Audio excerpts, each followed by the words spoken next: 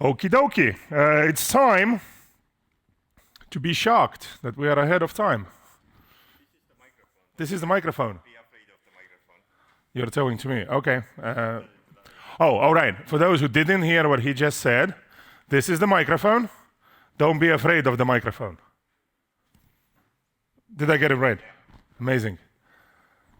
And now you're taking the microphone away because... Do you want it? No, I don't. You can practice your throwing skills. Amazing. Wow. See, this is what grown men do in Estonia. Check, Throw one, things two. at each Wow. other. See, it works. works. Yeah. Great. So we killed another minute of the time we're ahead of. Let's do that. Always work for your money.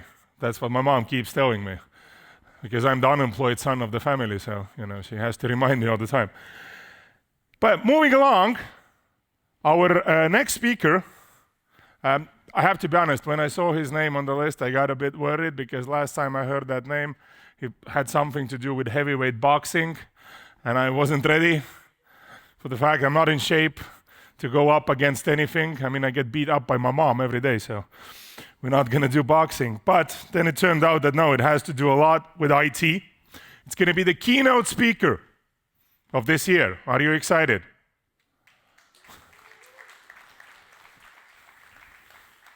Great, that's a good Estonian level of excitement. Maybe a bit too much, but we're gonna work on it. So this year keynote is gonna be about RFID hacking and the security of the internet, I presume. We're gonna find out more from the speaker. So without further ado, I would like to invite on this stage Mr. Chris Iceman Herrmann.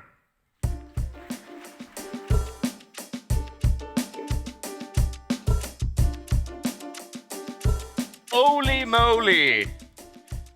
That was nothing that I was surprised to do. It's a little bit too early, isn't it, as well?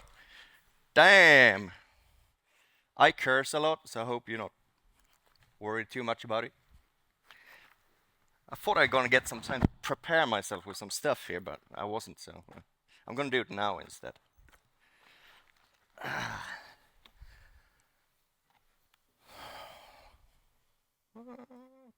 Cool, it works. All right, I'm Iceman.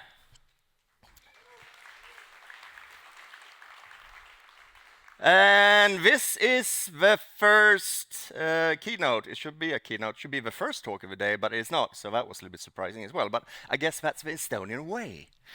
Anyway, I do RFID stuff. So the question is, what do you know about RFID?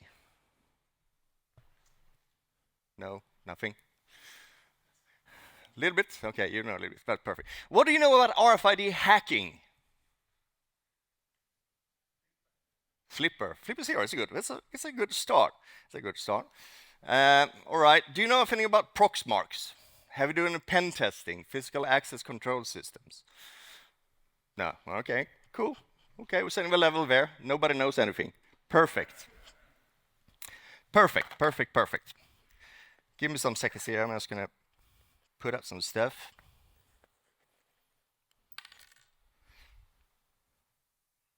Before we kick it off, we're gonna kick it off, don't worry. We're gonna get there. Yeah, that beeps. Perfect. Great. Beeps, all done. From curiosity to cloning. Yes. So this is my journey into RFID hacking, and I'm gonna tell you a story how it was. It's kind of strange because I ended up being like a front person for RFID hacking, and I don't know how that happened, but I can tell you about my story though. So that is what I'm going to do. And why do we do these things? Why do we do it? Yes, because the adversary out there is going to know very much more about RFID hacking than anybody else, and I'm one of them. So better to teach people how to do and be aware about things, and then you as vendors, I don't know if you represent the vendors in here or if you represent the hackers in here, but on either side of it, you still need to understand that you need to see what's wrong with your product and get a feeling for it and how the other side works. It goes both ways. Whoa. This is me. This is what I'm famous for. This here, the Proxmark3 RDV4 repo. And if you've ever seen that logo somewhere, that's me still there. And that's my little silly shirt. I'm very serious when I'm DEF CON there. Very boring. And I ended up in this world because of I have no idea. The story is like this. Tell a little story about it. I was depressed because I was going through a divorce. And computers has always been the most joyful thing in my life. I always loved computers. I felt it like, God, I lost it. It was all dark and black. So I thought to myself, I'm going to be a little bit naughty. I'm going to do something for me. I'm going to buy a hacking tool. And it happened to be, as I'm from Sweden, from the northern part of Sweden, Umeå, they had a hacker group there doing research on the bus transport ticket system there. And it was a My Fair Classic system, and they were hacking it, and was these articles about it in this newspaper. And I'm coming from Gothenburg, and that city, has also the same system. So I thought like, oh God, that would be interesting. You know, you take this thing, you put it on a reader and it bleeps, and you can go on the bus. How does that work? It's just magic. So you Google a little bit, and you found the word Proxmark. And then you Google a little bit more, and you found some dodgy Chinese site, Alibaba or AliExpress or Taobao, I don't know. And then you have to pay $300 US. This was back in 2013. And doing that has never done anything with anything like embedded or hacking like that before was a little bit surprised. So you fill in the order, 2 weeks later you get a package. You are happy like a little boy, and you take and open that package up. And it's a naked PCB. Now what? And it's 2 antennas. And you're like, huh. And you go, I've been doing computers for 40 years. I'm going to sort this out. Don't worry, I'm going to do this. You start looking at something that says MingVer. Okay, sure, Linux environment. I don't have it. I'm running Windows. Fuck it, I'm going to do it. And you start plugging things in. Nothing works, and you fail. Then you end up in the Proxmark forum. That's an old-style forum place where we ask questions. And when you're there, they go and ask you, did you follow the guide? No! Because I know this shit. Oh, no, I don't know this shit. But anyway, I try to know this shit. So I do this, and I keep on doing it. And I'm failing. Because it doesn't work. It doesn't compile. Nothing works. It's like, fuck it. What? And it's like, the frustration. So I pack the fucking bag up again, put it on a shelf. I have a little shelf in my office where I sit. And it sits there, and I'm sitting there, It's like a cat, where you have a love-hating relationship, where the cat lays down there, lays and looks down and despises you, what you do, it's like that. And then you look up and you're reminded about your failure. Because I wasn't curious enough to be humble enough to learn. So I had to wait until I was humble enough. It took me not 1 month, not 2 months, it took me 6 months before I was like ready to learn again. I was like, okay, Iceman, you spend so much money on it, let's make a second try, right? Put that stuff down again, let's follow a guide. Oh, it compiles. Flashing, what's that? Whoa, it flashed. Woo! You start getting all excited. You're running this command line interface, this one here. And you go like, where's my bus ticket system? You run up, get it out, and put it on the antenna, and you run this attack. There's always different attacks in the RFID hacking world. This one was called the dark side. So I run it, I type in this command, HFMF dark side, and you press enter, and it says, trying to recover the key, 25 seconds average runtime. And you go like, and about 26, 27 seconds later, a key pops out. And I can still remember that feeling I got when I cracked that first key. That dopamine rush, I was like, I'm invincible. I was cursing there, but I didn't. That was an intense feeling. And I can still remember that feeling today, and that's why I'm still into this world. And that feeling there got me so curious and learning all of the stuff that's into this world of RFID hacking that I ended up being Iceman. I ended up being a maintainer of repository. We have about 19,000 commits, and I have around 9,960 commits. So that's about 53% of it. That's a lot of code during the years. You can see it all there. You can see in the next one, Dojo, so that's Philip Turvin. He's really good, by the way. He's about 2,500 commits. And you go, wow, are you that into software? Kind of, you want to learn. You learn. RFID is so much more. RFID is so much more than everything else you think it is. It's not just physical access control, because you guys have it. You have a low-frequency antennas or cards for the normal entry systems. You have high frequency for the bus ticket system, among other things. You have it in your passports. You have it in your payment terms when you blip and go or touch and go. You have it everywhere. You just don't know it. And that's the whole rabbit hole of RFID hacking. I did not know this before, but oh boy, was my world about to change. This actually led me all the way here. Imagine that. When it comes to RFID hacking, first thing you do is you realize the complexity. This you see here is a chart that Fish made last year that just tries to describe the different credentials that a physical access control system by HID looks like. That's just one vendor, one area of things that has all this stuff in it. It's frustrating as hell. So, learn the tools of trade the hard way. That's my favorite expression. That's from Fravia. I did the search laws back in 2000. I don't know if you ever was there, the old school hackers in the house. You should know about him, because you went there to learn about things. They showed you how to crack stuff, and you're like, oh, wow, great. I took that with me. I took that feeling when I was into this community of RFID hacking, and I'm going to be into this. I'm going to learn stuff. So first things, all the damn tools you need.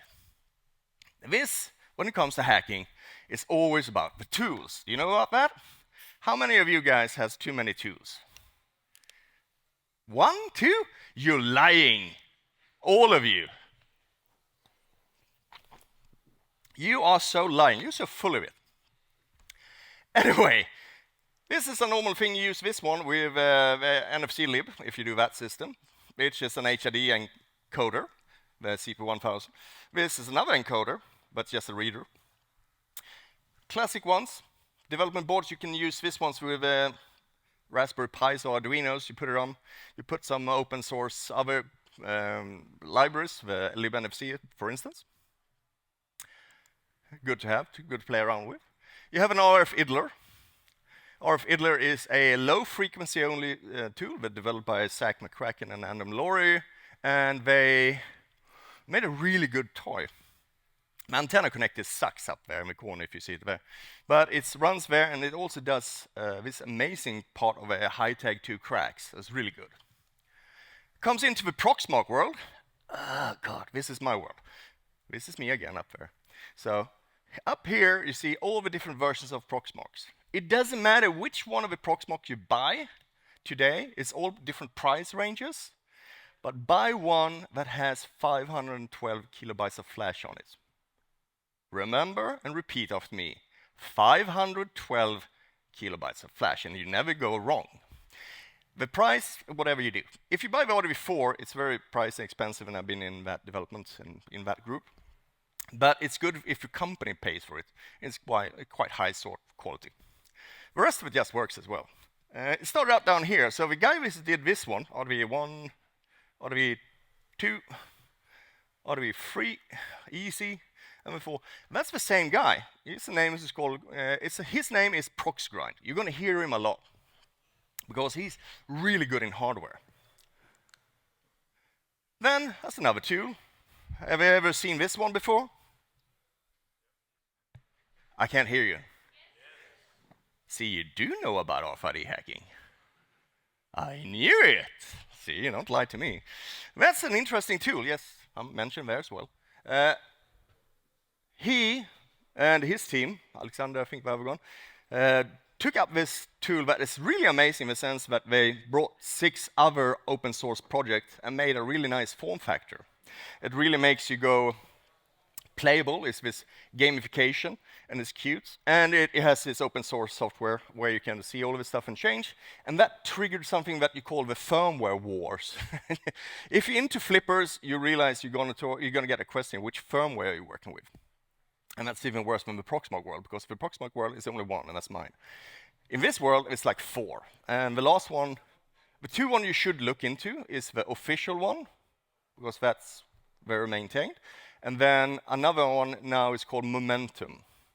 That's a really good one. So those are the 2 if you're going to do it. And if you look at this little thing here, it has an extra board onto it, and I will mention that one a little bit later on.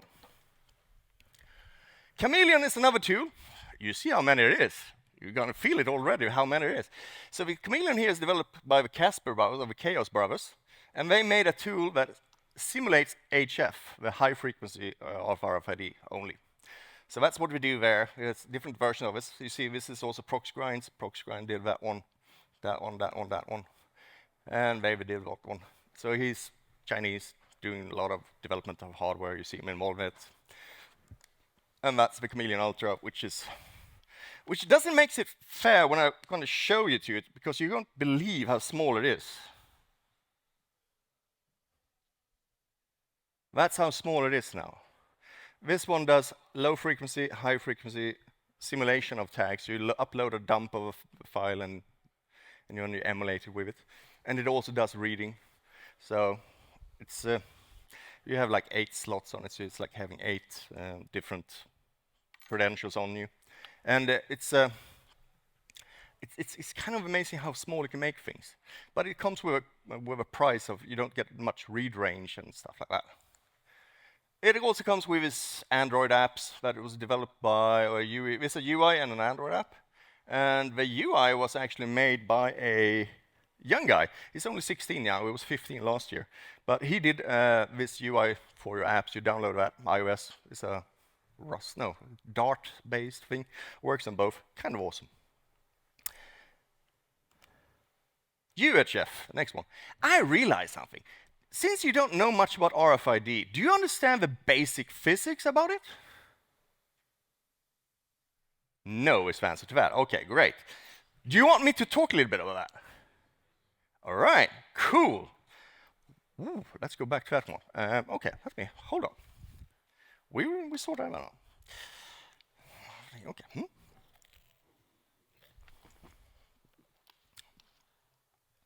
So, RFID is based on something called inductive coupling. Do you know what that is? No, I didn't know either. But it turns back on the 18th century, 1874, when Maxwell did his laws of physics. 4 laws that talks about how the electromagnetic field runs. So if you have a copper wire tuned in and you push electron or you put power into it, a moving electron field or moving electrons generates a moving magnetic change. This is the electromagnetic field. So the magnetic field goes like this way. This is the wave that comes out from it. And the electron goes this way, perpendicular. So imagine that emanates out from that little antenna of yours that you have. So if you have an antenna, I don't have an antenna, but you have a copper antenna.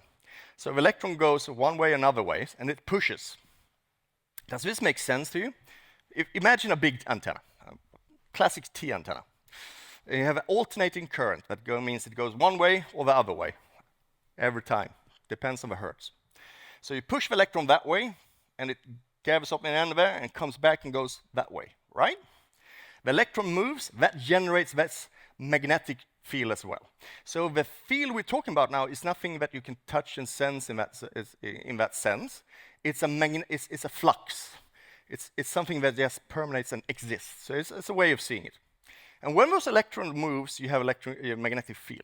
And if you tune that to a specific frequency, this free frequency that's interesting for RFID hacking, or RFID, it's low frequency, that's 125 to 134 kilohertz. It's high frequency, which is 13.56 megahertz, and it's ultra high frequency, UHFs, which operates about 800 megahertz to 900 megahertz.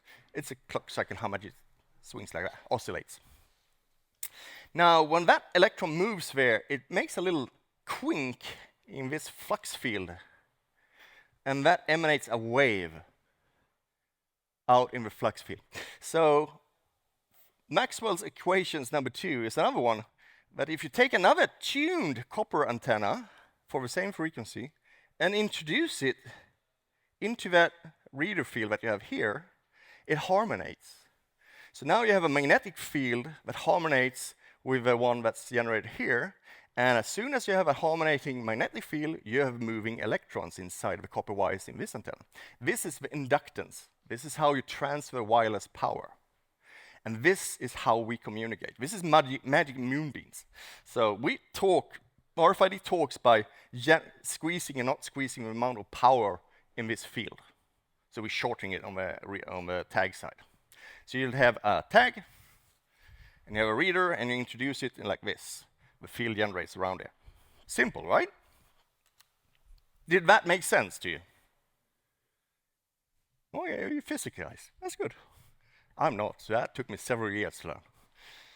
So this is ultra-high frequency. That's used for logistics. Airports, you have it in luggage systems, toll booth systems, garage doors.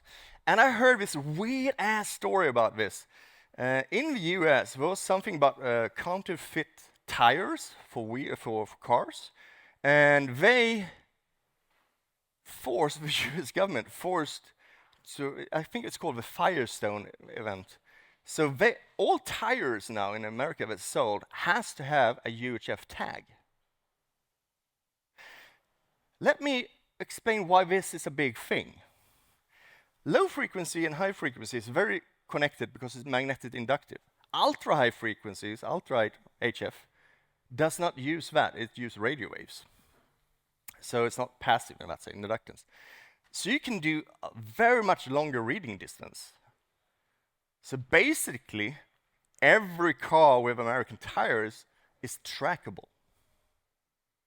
Let that sink into you a little bit. It's like, wait a minute.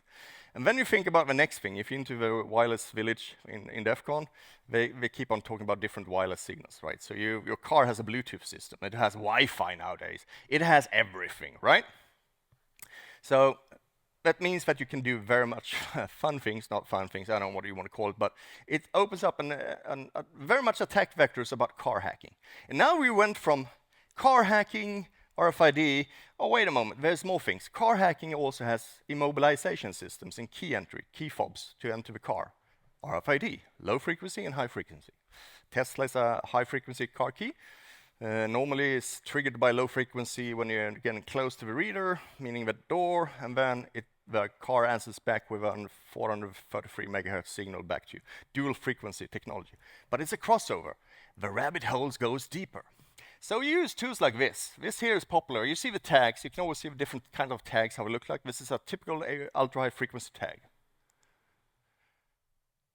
Next step is, I want to clone things. And the market provides tons of cloning devices. And you need to know this shit as well, because they do all different stuff. They come in all different price ranges. And yeah, this is an old one. Low frequency, EM41 tags only. This is more high frequency. This is sold as expensive as hell. This is high tag too, completely useless. I tried to play with one last spring. Yeah. Don't buy that one. And this one does low frequency and high frequency. It's very annoying. You buy it and you think it solves a problem. Maybe it solves your specific problem. As you understand, this is matched technologies, much different use cases, and these clones are presented as the tool to solve it, and I swear to God that that's not the case. They are lying to you. Field detectors. That's another interesting little thing to do. A field detector is something very simple. If you introduce one of these antennas with an LED on it, it starts flashing. This is the size of that thing there. This is how, fuck it. This is how big it is. It's kind of easy. Do you want to see how it works? I know the audio and light guys hates me right now because I'm doing this. I'm doing this. So this is a reader that's active. And if I present this to the reader, do you see it flashing there? a little white light. If I go and look on this one, it says high frequency. So this reader reads high frequency cards. So that's what you do with a field detector. You detect what kind of technology that reader that you're doing. So if you're doing a pen test, it's a very fast way to look at what kind of technology do we have to focus on. Next step is to identify the reader in specific and then look up the vendor and see what's known about it. Disruptive devices. This is the fun part. This is when things go boom.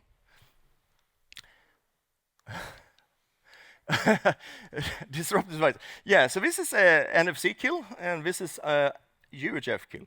This generates a massive EMV pulse that breaks and bricks cards like this. I used to demonstrate that to people, and you can see the card jumps like that, and you see a little black dot on the white RFID card, and it's really fun. And sometimes you get a little smell about it. And then someone told me if you do this and you put it to a reader, and you can see blue smoke coming up from a reader because they didn't protect it or they didn't design the hardware properly to do it. So yeah, that's really disruptive. And so you can go and break a reader that way. It looks like that. You have some big ass capacitors, battery to charge up, and then you send out the pulse through there. Boom. And that's how it looks like. And the reader goes like, oh no, too much power. And then the card goes like, oh no, too much power, I'm dead. I think I also forgot to mention how that works, doesn't it? On the cards, on the card sides, it's an IC. For the low frequencies, it's a very simple one. So it starts screaming out their IDs, the 5 bytes ID, something like that. Normally, different. Over and over again. It's no security in it. High frequency cards comes a little bit later. With ICE is more smarter, has some own cryptos and even this dedicated crypto engines. This is why so many of the high frequency cards are cracked today, because really smart people start looking into it 10 years ago. And then ultra high frequency is the same thing. Weaponized readers, do you know what that is? No. Yes, you do. You pen testers, you know what a weaponized reader is. It is when you take a reader like this, you put it on a battery on it, and then you have a SD card or something like that to store the data that comes out of vegan things, and it collects all the credentials. So what you typically do in an assignment is that you look at the company you're going to attack, you look at, you watch what kind of readers they have on the wall, you go and buy the same stuff, you go and see if they have the longest range reader you ever can find, you take that one, smack on one of these little baby circuit boards next to it, and then put on the batteries, and then you go put that in a backpack, and then you go around hunting for credentials, right? That's how that works. Kind of simple. It's a very famous talk from Fran Brown, 2013. I think you should watch it. It's really good in talking about it. That was improved, his design there, last year by Fish. There's also the ESP key that's put into the data wires. It works, it opens up, it's kind of fun. And then you have door simulators, which is pretty much close to weaponized readers, and I have one here. This is a door simulator. You have a battery pack, you have a reader, and you have a little circuit board with a little screen on it. And if you present, this is why the audio video hates me now. If you present the card, it shows up there. And you can see what's numbers on it. Yeah, it's good. Good enough. Why do you have that one? Well, you have it to practice. You practice that the credentials you make on an assignment works, that you get the same data out. It's a way to look and understand. You can also use that reader to sniff the traffic with a Proxmark and see how it works to understand more. It's very good to have in your lab at home to play with, to understand, because you have how it works from the card, the reader, and what comes out of it. That's that one. Yeah, this is what it looks like. That's that thing there. Very simple. So this was Evil Demon. He had a talk at DEF CON, at a village talk at DEF CON, and he presented this as a free and open design. So you can go to the GitHub down there, and you can get the schematics, just pour it into this JLBLC, and you get the stuff out of it. And you buy a reader, and you hook it up. It's really simple, beautiful design. Power, USB-C power delivery thing, a reader, and then you have it. Go and get one. You should. Next thing is something that we call magic cards. If you're into RFID hacking, you think that it's something with a game. It's nothing, but it's about the game of collecting stuff. Most stuff wins. I don't know. This is my assertive collection of different magic cards that exist out there. There's a plethora of cards out there. You wouldn't believe me. And it all acts and does a little bit different. It's really annoying. And we do differently by doing the UID changeable, the signatures you can modify. A magic card doesn't, it pretends to be a normal card, but according to different standards, you shouldn't be able to change some stuff. Some stuff should be fixed and locked in by the vendors when manufactured. But this one doesn't. So this has all different qualities. It goes up to different generations, it all names. We have a marvelous little piece of document we call the magic notes. It's on the repo. Read that one, you need to know it. Other cloning things is the multi-tag key fobs. We have dual technology. Usually this ones have like 4 slots, this have 6 slots, and it presents, it's like an Ultra, like this one, but can't do reading, but you can program it like a card. This is just 6 cards in one. Next thing you need to do when you do cloning and hacking and RFID things is that you need to understand that an RFID card is just like a USB memory stick. It's a simple memory stick.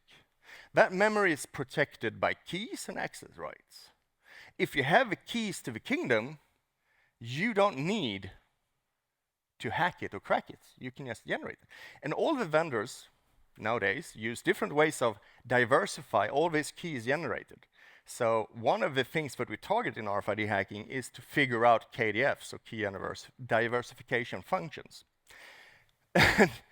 And it goes fast. Once you have all the keys, you do a clone and copy of a card in 2 seconds. That's why, touch and go. Woo, boom. A little story about cloning things just because it's fun, if you want to hear it still. This is Marina Sands Bay in Singapore. I was there last year in it was Black Hat Asia 2023. On top of there, on this marvelous hotel, I didn't stay there, of course, because why is expensive? They have this infinity pool. That infinity pool is one of those, top 10 things in the list of world, your bucket list in the world. It's amazing. So I have this friend. I was there and I was visiting the NOC, the Network Operations Center at the Black Hat, and I met into Dark Matter, the guy with the Wi-Fi cactus. I don't know if you know that one. He was saying, "Oh, Iceman. They used to stay at this hotel before, but now we changed, so we didn't have that. But he wanted access to the infinity pool. So it goes like, I use the flipper, but I can't crack 2 of the keys. It's like, well, shame for you then. Ha ha ha. Not my problem. It's like, dude, come on. It's like, okay, give me your UID. I will send you the keys because I have a key. I have a KDF. It's known. And sure enough, do that. Send enough, and he sends, thanks, man, I got up. It's like, great. And I like it. It's a very harmless way of doing RFID hacking to get access to something. And if you ask me, did I like it?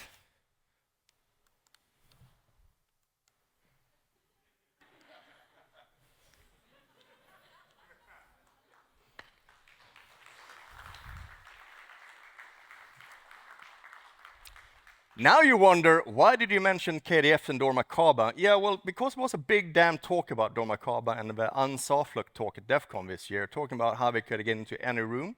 One part of it is actually knowing the KDF.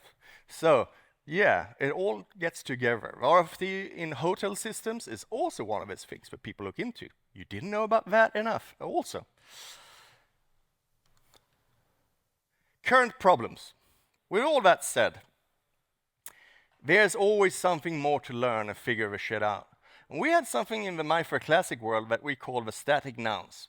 It's where it doesn't act according to the properties of the protocol that's implemented. So MyFair is made by NXP, genuine manufacturer. There's also this, I don't know if they loaned it or they were allowed or licensed to do it. So Fudan and other companies like that did or what's it, gigantic, Quanray, Unicorn, a lot of them. They implemented the same thing, but they didn't quite follow the standard when it comes to the nonce generation. That's used in the cryptographic exchange for the key. That's one of the weaknesses.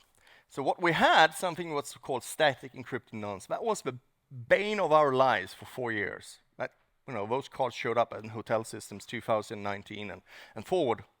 And that was just fucking nightmare, because no one can do it. You can only find the keys by sniffing the traffic, and that's a little bit annoying. However, Philip Turvin, that I mentioned in the beginning, got curious, like now, in May this year, and he did some amazing research that he figured out what's going on. He also figured out other things like secret backdoor keys for this system. I'm not going to talk anything more about it, because he's going to do his talk where he's going to present this for the first time at the Hardware I/O in Holland in 24th of October.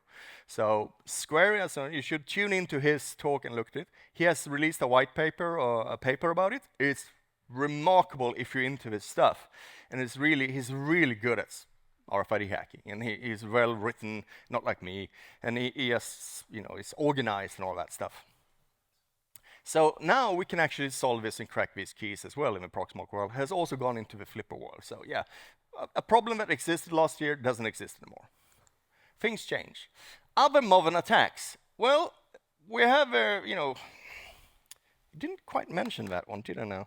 But this extra stuff here, this little extra board that you plug in here, it has this. This is an HID genuine SAM with a crypto material that is used to talking and verify things with a genuine HID credential. So if you talk to them, you can let Flipper talk to a card, talk to a crypto engine, and then you can get the packstat out. That's what you do with that. And we have a demo of that one, so if you play that one.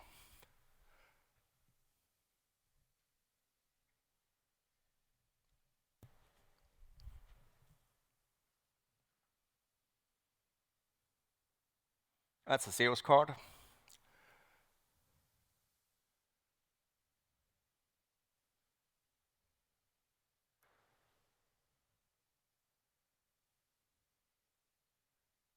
Yeah, I'm trying to read it upside down.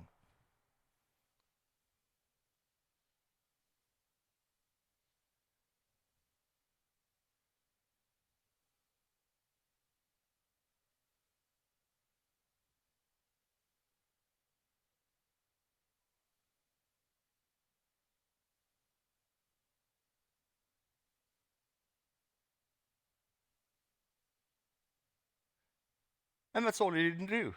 You just took the Flipper with the SAM, you put it on a reader, you read it out, and you save a copy of it, of the PAX data.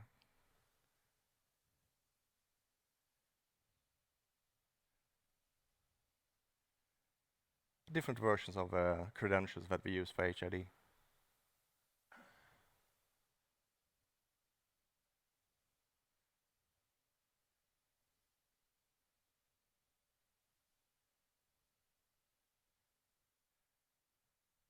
That's all you do. That's how hard it's become.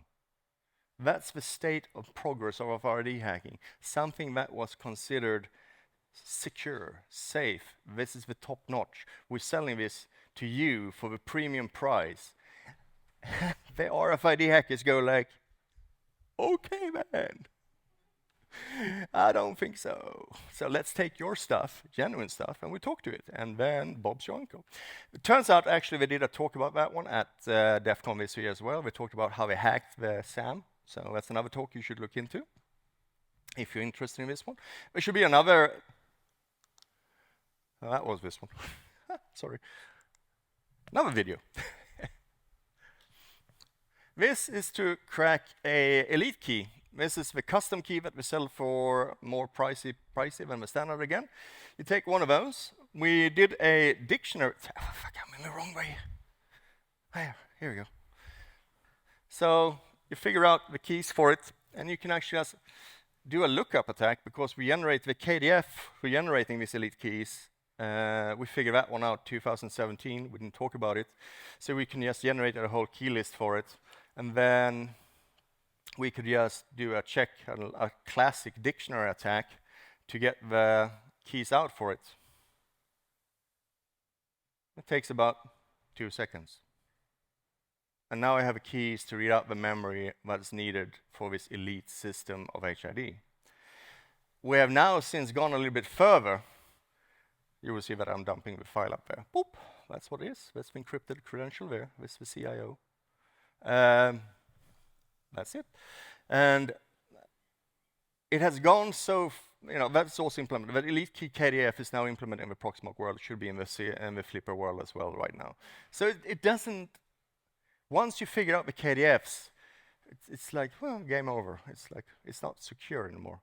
So the what do you call it? The reputation, the protection against this. Don't use what standard keys that we're selling you because the cheapest one. Always use custom keys. Tell that to your customers. If you're going to implement a pack system, run your own keys. Securely generated, securely stored away, of course, but yeah, that's what you do. It should be another video as well. Yeah, we're doing the same thing here, but I'm showing the SAM with the Proxmark because I had fun last year. And they said it couldn't be done, so I was like, yes, it can. Because inside the RDV4, there's a SIM module. But we had to upgrade the firmware, and I had to spend way too much time into learning low-level IC2 and 7816 communication. But I did implement it on the Proxmark. I'm trying to figure out one here. Here we go. That means it's a legacy, which says there. This is the old style. I only implemented that part. We could have implemented the Elite, the CEOs as well, but I haven't.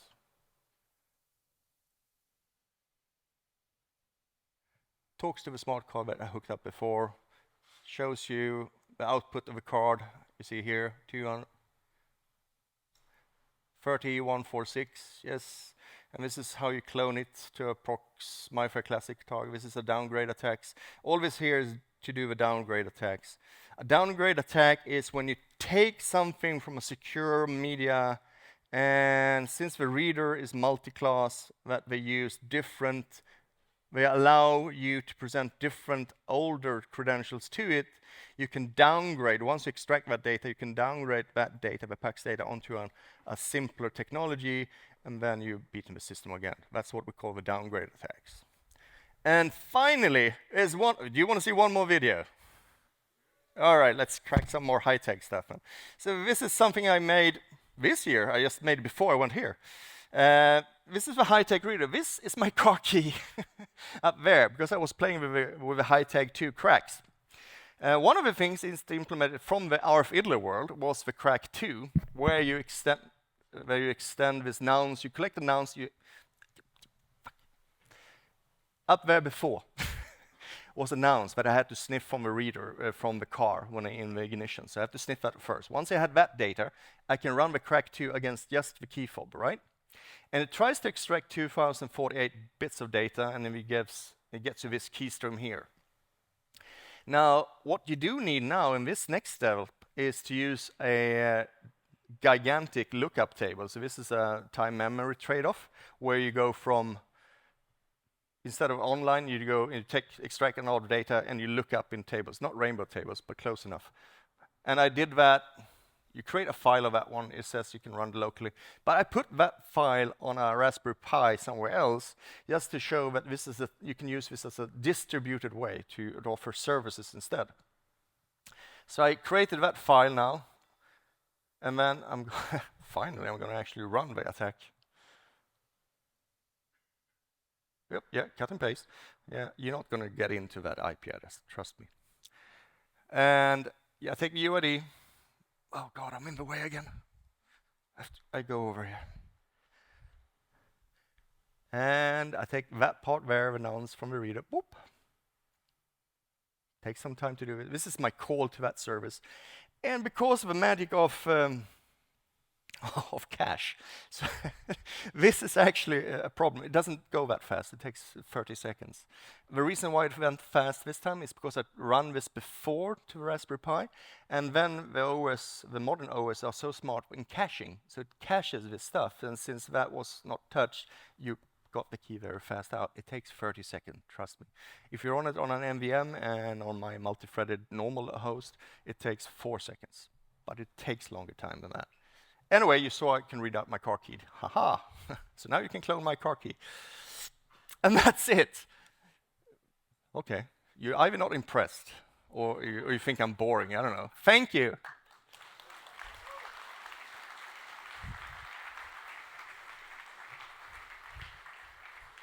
You're doing me dirty.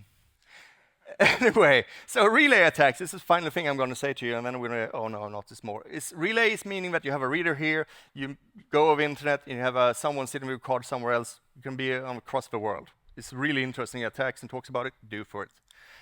NFC. NFC is something where people think, I'm going to do this fast because I only got 1 minute. NFC is something where people think is RFID, and they're like, no. RFID is the umbrella, NFC is a part of that umbrella down here, and they're mostly famous for end-of messages.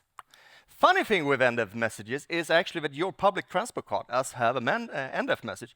And one of the things is, I got one of his dumps, someone sent it to me a year or so, and we didn't have support to read out the things for it, so I was very happy. This is what I do. It's what I think is cool with RFID hacking, improving the tools, right? Mastering the tools, learning the tools of a trade. So I actually added up so we can see what it is here. You can extract the data out, that's his account number, and this is the signature data was done and how you verify it. And it's really interesting because you guys, or some other guys who's looking into how to make this happen, how to look and talk to the system. It expands. So RFID hacking, extracting the memory and data and values here, and here's an API. You can hack that up. Now we're into web hacking. You see? Payment system. It's tons of them.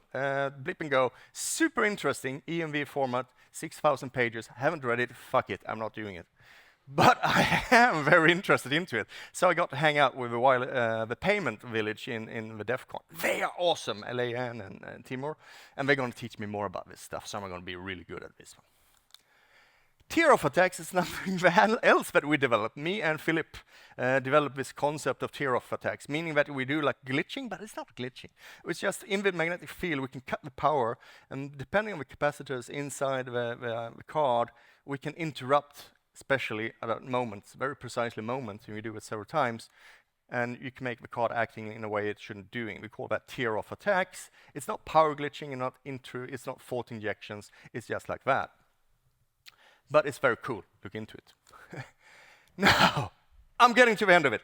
How do you become the next rockstar hacker? That's my question to you guys, because you're into this now. I can feel it. You're like, yeah, you don't know, you're a little bit there. But I know you're going to buy some stuff afterwards. So take this with you now. How are you going to be it? By being curious. I'm here 13 years later because I got curious as fuck. And I still do this. I still hack on that firmware.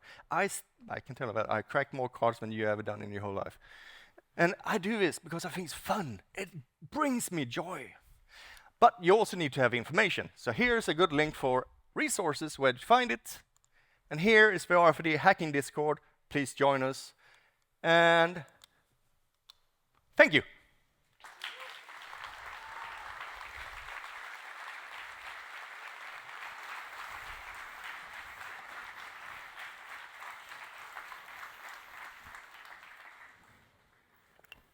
So I'm sure before you're all going to go and buy some stuff which, wink wink, might be a bit illegal, depends on how you define the limits and parameters of the law. Anybody want a box to be thrown at them? We have one gentleman here in the front. Try not to... Oh, here we go. Check one. Oh, yeah. Asking for a friend. Can you say again, how do you get into the infinity pool? Actually, that KDF is known and is public in the Flipper app. So the Flipper can now just read the hotel card, and you duplicate that onto a magic card, and then you go up to the pool entry area where we have this little reader, and then you have to either you take an old card, hotel card, or you put it over your magic card so you don't see it because there's a guy standing there, and then you just present it. The reader gonna go like beep, and then you just go ahead, sir. And then that's a very nice pool. I'm telling you. Not like the sauna we had yesterday, which I forgot to say. Amazing sauna. And you didn't melt.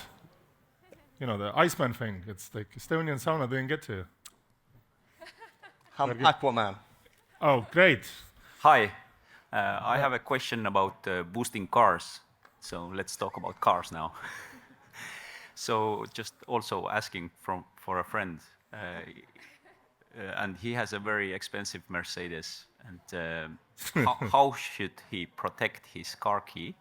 And what types of cars are easier to steal? Welcome to the police department. I refrain to answer that question because I don't know the laws in Estonia, so I cannot give you a clear answer on that one. I will say you can try out and find out, and yeah, you fuck about and you take the consequences about it. But I would say the relay attacks that's going on, that's typically a relay attack where people go around with these gigantic antennas and they go close to the hose where you have a key, and then they trigger the key to generate the signal, and they relay it to the door, to the car, and opens the car and triggers the immobilizing system. Does that make sense to you? So if you want to protect yourself about that, don't keep your key close to the door. Keep it further in the house, right? Simple. As to the law, you can keep it theoretical unless you name the specific model, then you should be good. So where's the, yes, over there, and then we have a box over there, yeah. A question, at which slide did this talk become illegal? None. Actually? Actually, none. Okay, thanks. Only if you took that stuff and did it, and you applied it in reality, then it becomes illegal. You know, depending on the laws in your country. But before that, it's all science and academic and research. Yeah. There was a hand over here. Hello. Yeah, cool. Thanks. A great presentation. I'm over here. Jesus fucking Christ. It's out there. Over there. On the right side. Is there any access control system in the world that you trust? Is there any access control system in the world that you trust? The question is there any access control system in the world, that's a big scope, that I trust? Wow. Well, you have different levels of it, right? The thing with, can I talk? You have time? Yeah, okay, perfect. When it comes to access control systems, you have to understand one thing. It's not meant to be secure. It's meant to be secure enough. It's meant for you to feel, oh, this high-tech thing, this looks like, bam, latest model, damn. No, you feel secure. But as all the pen testers in this room will tell you, or red teamers, we go like, enter to a door, easy. They always get in. That's not an issue. This is not about how I trust an access control system.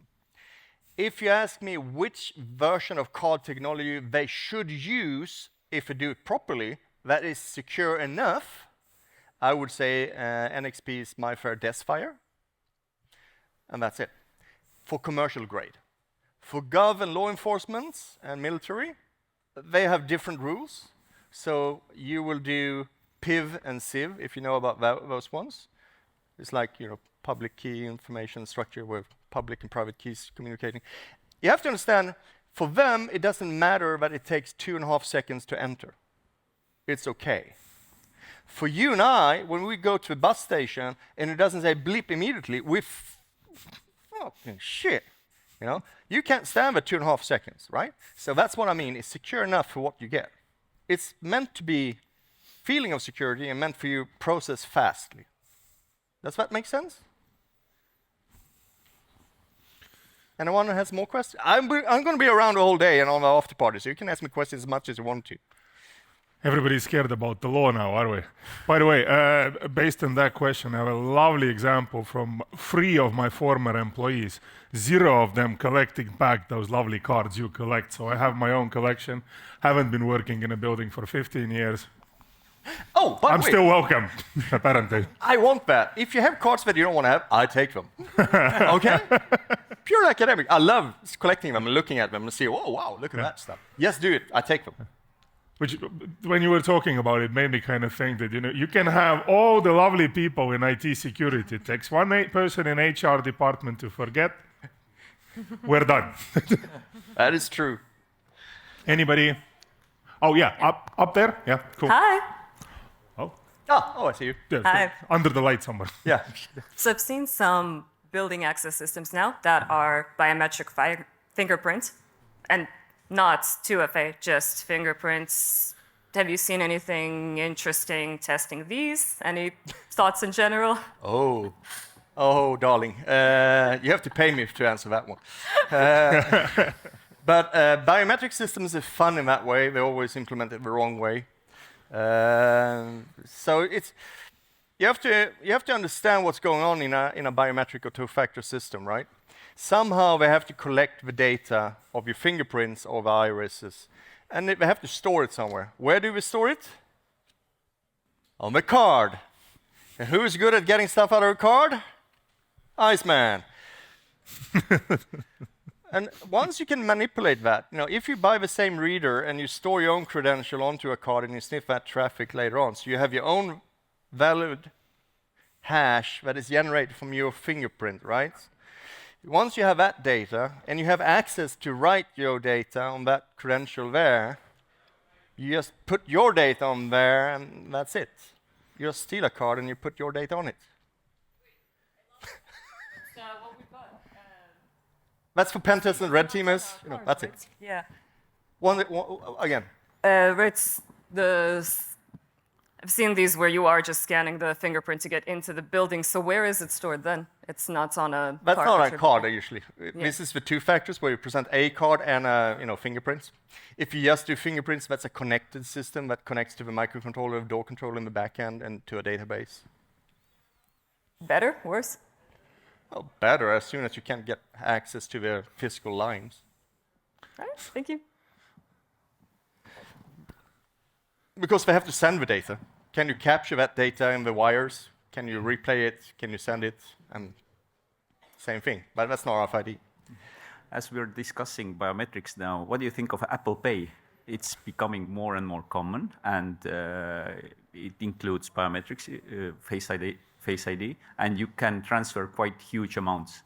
So, or you can pay quite big amounts with it. So, have you looked into it, or are you planning to? Like I said, the payment village, Leanne and Timur are looking into that stuff, and they always smile when I ask them exactly the same question.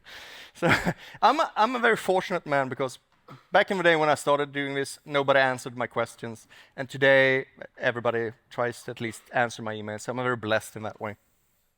That means when I ask them a question like you're doing, and I get an actual answer, and they go like, Iceman, you should only know. And then I know. But they don't like it because they attack the APIs and they're most likely doing replay attacks. I think from our perspective here, it's secure enough. It's good enough for what it is. EMV, Eurocard, MasterCard, Visa is very, very good in doing what they do there. They fucked up in the point of sale systems and other things, but that's a different story. Well, it's a very deep rabbit hole, but I think Apple Pay or Google Pay today is good enough. If you ask those two people that I mentioned before, they're going to smile. Yeah, we'll be waiting for the next demonstration from them there. Yeah, sure. So we have Microsoft in the house. Good. I guess this is, as I understand, I've been signaled from the corner with the good out. I'm not sure what it means for me, but we're going to find out. But this is, I guess, at the moment the stop for the questions. But as Mr. Iceman promised, he's going to be around. You can ask everything about your friend's car. If it's a Mercedes, I can relate. We need something. Oh, by the way, have you seen a TV series called Leverage? This is me asking a question. No. No? You should. There is a hacker who uses your name, so you can already get angry. Or not, I don't know. Hack their system. Flattery. I mean, I took his name from him. I don't know. So, you survived the Estonian sauna. Here is something to think about the Estonian sauna. Thank you so much. Hey. Thank you. Thanks, man. And before we move on to our next speaker, an official announcement. Bear tent is open.